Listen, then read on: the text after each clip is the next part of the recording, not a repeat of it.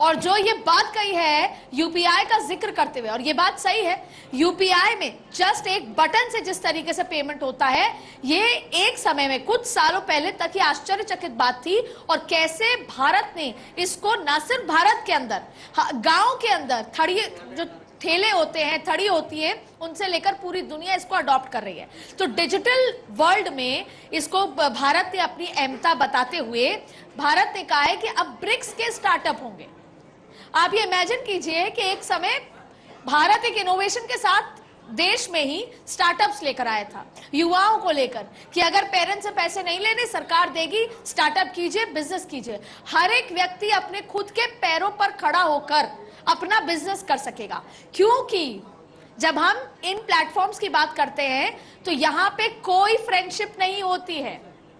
यहां पे कहा जाता है ना कि अमेरिका भारत दोस्त है क्या, रशिया भारत बहुत अच्छे दोस्त हैं। दोस्ती नाम की चीज नहीं होती है। डिप्लोमेसी में होता है इंटरेस्ट।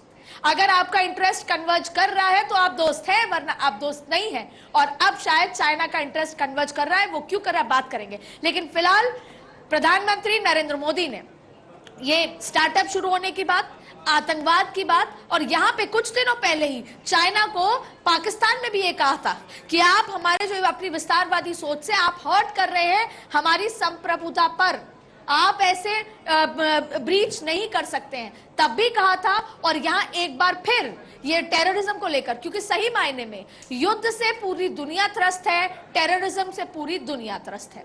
और इसके साथ साथ बिजनेस मॉडल को, दरअसल देखिए, अगर हम ब्रिक्स की बात करें तो सबसे पहले रिक आया था जो पश्चिमी देश थे, और इसका एक कॉन्सेप्ट यही था पूर्णिमा कि जो विकासशील देश हैं वो अगर एक साथ मिल जाते हैं तो इकोनॉमी फोरम पे पश्चिम देश जो एडवांस्ड इकोनॉमी है, जो ऑलरेडी डेवलप्ड है, उनको चुनौती दे सकते हैं। इसी थॉट के साथ सबसे पहले रशिया, इंडिया, चाइना, रिक आया था। फिर ब्राजील आ गया तो वो ब्रिक हुआ। फिर साउथ अफ्रीका आया तो वो ब्रिक्स हुआ। फिर 2023 में 5 देश जुड़े तो वो ब्रिक्स प्लस हुआ। और अब इस बार 16वें सेशन में 40 देशों को न्योता गया है। आप इमेजिन कीजिए जिस तरीके से ब्रिक्स का अपनी योजनाएं होंगी, ब्रिक्स देशों के साथ, इस ब्रिक्स के साथ जो देश जुड़ेंगे उनमें ये योजनाएं लागू होंगी।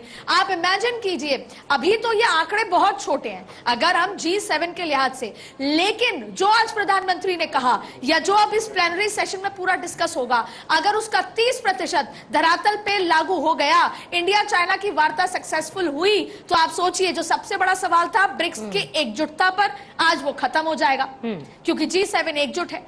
अब बात आती है इकोनॉमिक बराबरी की, वो कैसे पूरी होगी।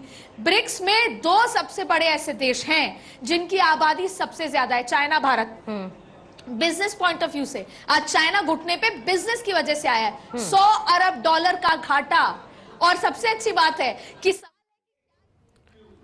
तो प्रधानमंत्री नरेंद्र मोदी ने कहा कि भारत युद्ध का समर्थन नहीं करता, साथ ही ब्रिक्स के प्रति प्रतिबद्ध बताया और कहा मानवता पर फोकस।